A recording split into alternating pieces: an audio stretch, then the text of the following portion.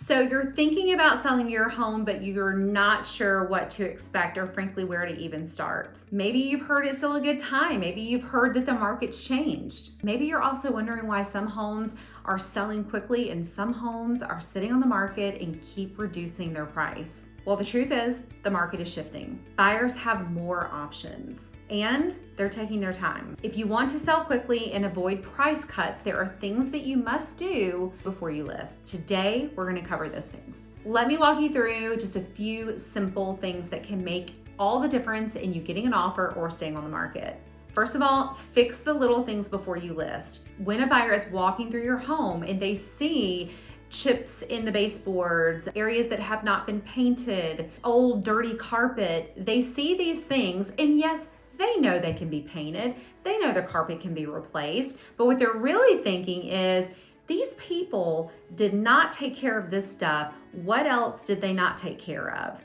And that can cut you out of an offer right there. So don't think that, oh, buyers will just pick their paint color themselves. They don't want me to do that. No, they do want you to do that, and they want you to pick the right paint color, so make sure you get that right too.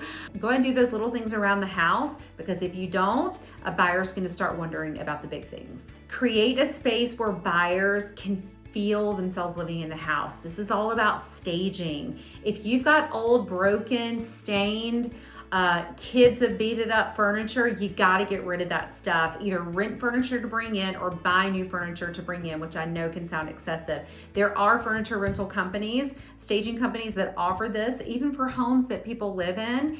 It makes a huge difference because buyers feel emotionally connected to homes that are beautiful. And if your home, let's be honest, if it's not beautiful, then make it that way to ensure that you get the highest price possible and the most buyers through the door. The last thing I'm gonna say is pick the right pricing strategy. I feel like I've said this term a million times over the past couple of months, but picking the right pricing strategy is more important now than it's been probably in the last 2 years.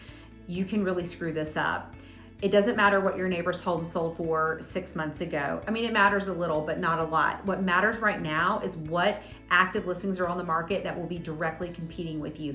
That's how to judge where you should be listed right now. And half of them are going to be overpriced. So make sure that you're working with someone that really knows your market, because they need to cut through the ones that are overpriced and know where your home needs to be priced strategically in order to get it sold in a reasonable amount of time without a price reduction. And trust me, you think that you are okay with it taking a little while, maybe 30 days to sell, but on that 30th day that you've got your home ready for a showing, I can promise you, you are gonna be sick and tired of it. Most of my sellers are done after a couple weeks. So pick the right pricing strategy right now. It is time to call me. If you're thinking about selling at all this year, let's put a plan in place now. I just met with someone last week that might be listing next year. It's never too early to go ahead and start putting a plan in place. If you have any specific questions, reach out to me, and then I'll continue to keep you updated with what's happening in this shifting real estate market.